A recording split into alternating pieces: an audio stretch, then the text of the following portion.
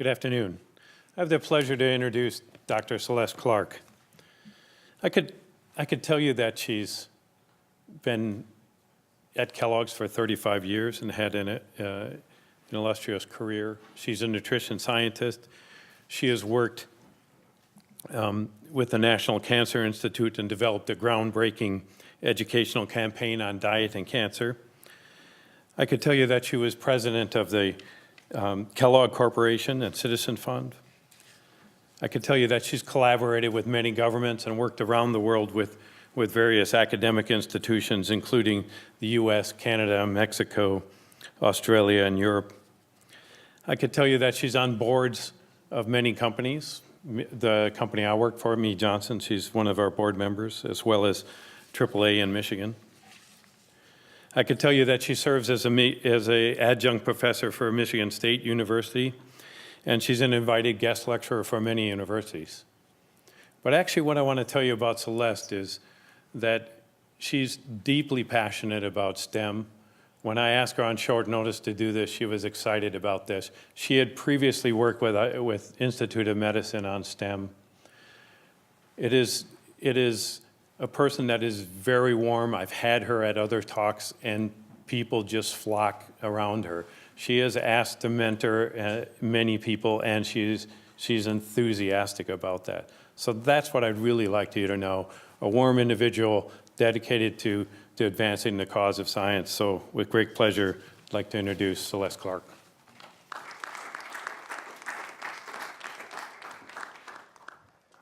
Thank you so much, Steve, for that very kind and warm introduction. And thank you, the STEMconnector and the Food and Ag Council, for including me as part of this agenda. I am delighted to be able to talk to students. And let me just make sure I find my clicker so I can get ready. Anytime I have a chance to speak to students, to be able to help influence you toward an education in STEM, I think it's a win-win, right? It's a win for me because I get a chance to share my experiences with you. It's a win for you because then you get a chance to ask me any question you want to know. I may not be able to answer it, but you get that chance to do that. So let me just begin. Dr. Fraley has given you an overview of farming, and I am just going to do a snapshot because we always have to put things in perspective, right? But the bulk of my time is really going to be spent on my journey, my why. If you get nothing from what I say to you today, leave with the question that you ask yourself: what is my why? What is your why? Now, for the young people in the room, I know you would never spell your while you are that way. You would have said you are. So what is your why? And I want you to remember that. I want you to take that with you today because it really is the fundamental basis for what you will do after you graduate high school, after you get out of college. And it's important to start thinking about that. And I'm going to spend some time just to tell you what my journey, what my why was. So let me start with this quote. I love this quote by Kurt Vonnegut. And you can see it. I hope everybody can read it. When you get right down to it, food is practically the whole story. Is that not true? Regardless of where we work, where we live, where we play, where we pray, food is the hub, is the center of that. And so all of our conversation tends to gravitate in that area. And when you think of food, we're really fortunate in this country that we can put it in the context of meal preparation. You know, you can visualize who you're going to be eating with, the types of food you're going to be sharing with the group, right? Who are your peeps and how you're going to spend your time with them, right? But then there are other people who are thinking about the ingredients. As Dr. Fraley said, is it genetically modified? Is it gluten-free? Does it have high fructose corn syrup? So some people are looking at an ingredient statement to look at those things they may want to avoid, as opposed to on that far left where it's what you want to enjoy. And then, of course, on this right-hand side, far right, the source. So some people want to know that it came from the farmer right down the street. Some people want to look and see if it came from Chile. I mean, they want to know where the ingredients are. And in my role as Chief Sustainability Officer, we were constantly looking at how many miles the food is traveling. You know, where is it grown? How is it grown? How is it irrigated? Those kinds of discussions were coming in because we had to file a sustainability report. So even though we think of all of those things, and you've heard this already, we really have to prepare ourselves to be able to feed about 10 billion people by the year 2050. What does that mean? Well, it means that there are many people already today who aren't in the same situation that we are when we're thinking about the plentifulness of what we have. Some of those people are impoverished, so it's fueled by hunger, by poverty, by malnutrition. So all of these things come into play in terms of the food insecurity issue. And what are we going to be able to do to begin to address them? So when I first went to Kellogg Company, it was more this traditional way. You know, we'd go out to a farm, and with me being from Louisiana, I can tell you I've spent quite a bit of time on rice farms, or what we call rice plantations. So you would actually see how the rice is grown, and then how it's stored, and then we come back into the plant, and I'd go on the different manufacturing lines. And so you could see, and there were many people on a manufacturing line from start to finish, from when that box comes out. And I did bring some samples for you so that you would be able to have. That has really changed. Really, really changed. I can remember seeing people and shaking hands with people, and you have to dress a certain way in order to get into the plant facility. Today, it is much more technically oriented, I should say, when you go into a facility. So today, what we're doing is what we call responsible sourcing, where you're meeting with many different farmers. And these farmers have networks where they collaborate and they share ideas and learnings. And those things are what makes for answering the needs of the consumer, because consumers today really have shown an interest around the world, not just in this country, about where their food comes from, how that food is grown. When you see names like artisanally grown bread, I mean, there's something behind that. People are looking at ancient grains, and ancient grains are now in vogue and very popular. But you don't necessarily see them mass-produced, but they're produced by different farmers, again, who are collaborating. Dr. Fraley talked about tool development, technology that really has evolved beyond what any of us could have ever imagined it to be so. So being in farming today is not the same as what farming was 35 years ago. It is so technically advanced. And then, of course, we want everything to be sustainable. We want to be able to grow grains in a sustainable manner such that we make as little use of water and pesticides. The list goes on, so that we can make sure that we're giving consumers what they want, what they need. And then when you get to the manufacturing facility, where the food is actually being produced, then you can also note that you have the person outside, overseeing the line, not at the line. And so much more reliant on robotic technology and that kind of thing. So what does that mean? It's a shift in the demand then, in terms of how we're viewing the foods that we go into the grocery store and buy. So you're seeing consumer habits have become more generalized. We're all across the board. It doesn't matter what category you're in. People want to know how and when and where their food is being produced. They want it to be done in a responsible manner. Corporations want to report that in a responsible manner. And then there's certain regulations that are out there, not just in this country, but around the world, in terms of what we have to comply with. And companies do comply with all of these different regulations. And make no mistake, they are not uniform, they are not consistent, they differ around the world. So what are the key trends that we're seeing? So we said corporate accountability. We have to track what we're doing, make note of it, because when you look at a corporate responsibility report on what you're doing, you have to state what you're doing in order to either give back or improve the environment overall. I talked about regulations. Food retailers, if you go into a Whole Foods, they have their own standards by which manufacturers have to adhere to.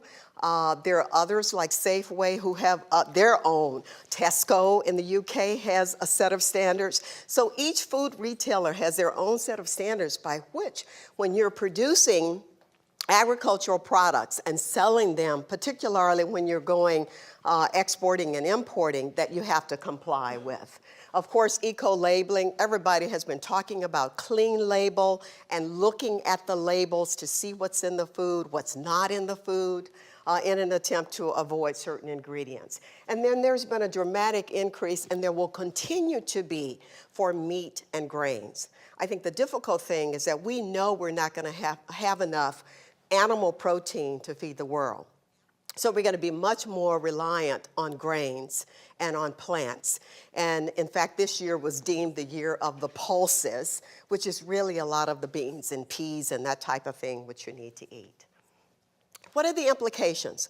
When I was in high school, I was told that if I was going to be in nutrition, there were probably 2 or 3 avenues for me to focus on.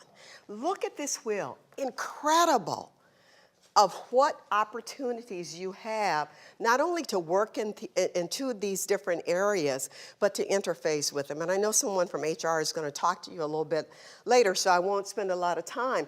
But I can tell you that in my career at Kellogg, I probably touched upon almost every spoke in this wheel by having a degree in food and nutrition or being led by what I chose to do in STEM, food, and ag. And so it's really, really important that you know you have all of these opportunities available to you, and you don't have to limit yourself. So think about that for me 40 years ago when I was told I could do hospital work, I could work for the government, I could teach, I could do research, or maybe industry was a way shot down. So think about that compared to what you're seeing today in terms of the opportunities available to you in a STEM field. Now, these are the skills. I'm not going to go into them. Just 2 things I really want to highlight. One is communications, and Dr. Fraley talked about that. I can tell you it really is important to be a good communicator, both written and orally. And you don't need to wait until you get a job or go into college or graduate from college in order to develop your communication skills. You can start that in any high school club, and you don't even have to wait for high school. If you have siblings coming along, get them involved. Remember when I said at the beginning, where we live, where we work, where we play, and where we pray. I started speaking in church. So church was my avenue to get on any kind of program at church, learn a poem, be able to do whatever, put on a play production. You can start those skills early on. I would be lying to you if I told you that I learned all of these skills in my job as an executive at Kellogg. I took many of them into Kellogg, but I came out with so many more. So communications is one I want to highlight. The other one is scientific credibility. For those of you who want to do research, and really that's where your passion is, always remember it needs to be credible science. You need to be transparent. You need to show both sides of that coin, because on one side, it can show what's pro. On the other side, you need to expose what the limitations are, what the shortcomings are. And so you only have your credibility. I always used to tell my scientists who worked with me, is that it's like having a pillow of feathers. Once you put a hole in it and those feathers start to come out, you can't ever get them all back in. So your credibility is very, very important to who you are and what you do and what you stand for. And so never compromise on that. Now, what's my why? I'd love to tell you, and if any of you, how many of you have heard of, we used to say FFA, right? Students? Okay, so I fell in love with farming years before I knew I'd go into the field because it was really cool to wear those blue jackets. And when I was in school, girls weren't allowed in Future Farmers of America. But if you wore a jacket, it meant you had a boo who was in farming. And so, of course, I always wanted people to know I had somebody, but it was my brother's jacket. So the brother older than me and the brother younger than me had blue jackets with their name. And of course, all I had to do was to hide their names, right? Because if they looked and saw the same name, they would know that it was my brother and not somebody that I was dating. But really, I got involved in nutrition because my mom had high blood pressure. And I thought that you could use diet, food specifically, certain foods, as a way to begin to treat hypertension, right? And not be so reliant on medication. So that's really how I got into it. And I went to Southern University, which is a historically black university in Baton Rouge, Louisiana. And then from there, I went on to Iowa State, and then, of course, to Michigan State. And I worked going to Michigan at Kellogg Company. And when I first started, I have to tell you, at the age 18, even though I'm a grit girl at heart, and you probably can't make grits better than I can cook them, I said, you know what? I'm gonna do this. They use a lot of corn in their products. I'm gonna see how else they're using this corn, right? So I went to Kellogg right out of graduate school, and I was their nutrition communicator. Again, communications come into play in what you do. And so I went at a time when the company was fighting the federal trade regulation on oligopoly, where they were trying to break up the cereal companies because they said that all of the companies everything was concentrated within about 3 companies. It was too big, no small companies could get in. There was a huge nutrition component, a huge food and ag component where we worked with our suppliers and found out how much grain we were using in our products, how many jobs we were creating. So remember I showed the spoke in the wheel where you had the economics. We as nutritionists work with all of those different groups so we could better understand what would be the impact if that company were no longer around. So I stayed at Kellogg for my whole career. I have to say, it was so much fun. Primarily because, you get out of it what you put in it. I was very passionate about nutrition. I still am passionate about food and nutrition. I like to tell people I never met a food that I didn't like. Whether that's eating oysters in New Orleans or black bear sausage in Finland, I've never met a food I didn't like. And so I was very open-minded about doing things and really having a chance to cut my teeth, working with iconic brands and characters. It was a lot of fun because I was part of an interdisciplinary team that worked together to produce the advertising for these brands. I was responsible for the nutrition profile of these brands. So when you look at the side panel of a product, I was responsible for making sure that it was compliant with certain regulatory issues and laws, not just in this country, but around the world. I was responsible for that. And whenever we had nutrition messages, I was also responsible for that. So to be a part of a team of people who were focused on, and imagine the feeling of seeing your messages on shelf, going into a supermarket and saying, I was part of this team that developed that. It was very exciting. Now, it wasn't always glorious. There were times I'd sit with the creative director from an ad agency, and he would say, I want to do this. And I'd say, well, you can't do it that way. We need to look at it another way. And one of the biggest lessons I learned was that it's not enough to tell a person no. So if you ask me if there's something you can do, and I say no, you want to know why. Why is it that I'm not saying yes? So I always said to the people that work with me, if you're good, you tell me no, I can't do it, and you keep me out of trouble. If you're great at your job, you tell me what are my options and what are the pathways I might be able to take, right?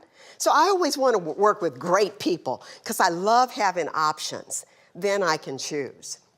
So I did this, and so remember I said food and ag can be professionally stimulating. One of the things I also will tell you is that you can have impact and influence, not just within your company, but outside of your company.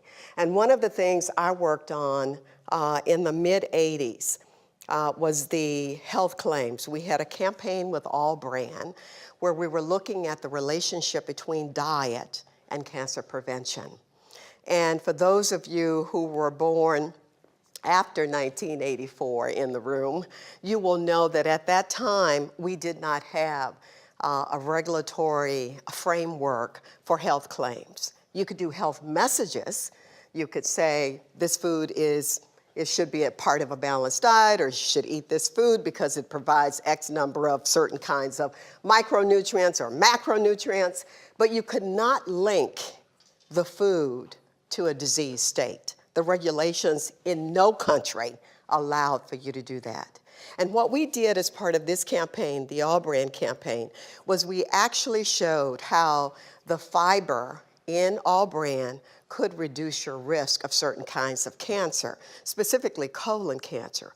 Again, we relied on the data. Remember what Dr. Fraley said. We relied on the science. It wasn't science from Kellogg. It was science that was available in the public domain. It was the government's own science, and we linked those two together. Very difficult situation. But I will say, I feel so proud today because when you go in and you look at the regulatory framework, you can see that health claims are indeed allowed, and the work we did here is really the impetus for those regulations, not just in this country, but if you go to the UK, if you go to Australia, if you go to Mexico, if you go anywhere else in the world, this was the forerunner for health claims. So in a food and ag STEM program, you can have tremendous influence and impact when you ground what you do in science. And then, of course, there are two different approaches. I'm going to hurry here because my time is running out. I have the gift of gab. So there's brand philanthropy, and I'll show you two different approaches. I'm fortunate that when I was at Kellogg Company, in addition to being responsible for global nutrition, I also was responsible for their corporate citizen or their social responsibility, and I also had the chief sustainability officer, and they tied hand in hand. But at Kellogg, it was more the for-profit philanthropy. That's another area that STEM gets into. And then I'm fortunate, so this is Kellogg, and again, brand philanthropy, whereby you're using your brand to help feed and reduce hunger, okay? You're giving your food and or your other resources to be able to do that. But I'm fortunate enough now that I serve on the board for the Kellogg Foundation, which is a separate entity from the Kellogg Company. And one of our pillars of work is food, health, and wellness. So again, we work with a lot of the farmers. There are female farmers in emerging markets that we work with. I've been in the Yucatan and in Haiti, and you should just see some of these women who are really hard at work at farming. So I get to see the community philanthropy part of what we're doing. And so that's also exciting to be able to do. And then the last thing I want to say is that it's also personally and financially rewarding. If you think you can't make money in a food and ag career, think again. You really can. And it's very, very rewarding. And I can tell you, we make a lot of sacrifices with the traveling that we do all over the world. But at the end of the day, you meet so many people, and your life is touched by having met so many people that it just is fun. And I'll share with you just a quote that I came across. It said, if you can find a purpose in life or some extraordinary project that drives you to work, what it does for you is it will break the bounds on your thoughts. It will transcend limitations for your mind. And at the end of the day, it will open up your consciousness to expand in so many different directions. And for me, that's what ag is. That's what food and ag is. It had the ability, and I would not have known that at the age of 18. I wouldn't have known that it had the ability to allow me to open up my mind to accept and expand into directions I wouldn't have ever dreamed possible for me, a girl from rural Louisiana. And that's what it did. And I think so for so many of you who haven't thought about that as a career option, I certainly would give it a shot. It's well worth it, and it's been very much a good ride for me. So thank you. I should acknowledge, I should acknowledge Mead Johnson because Steve, as Steve said, I've served on their board for a number of years, a very good company, very much grounded in the science, and of course Kellogg Company that I worked for nearly 35 years as well. So thank you. Thank you so much. That was Thank you. excellent.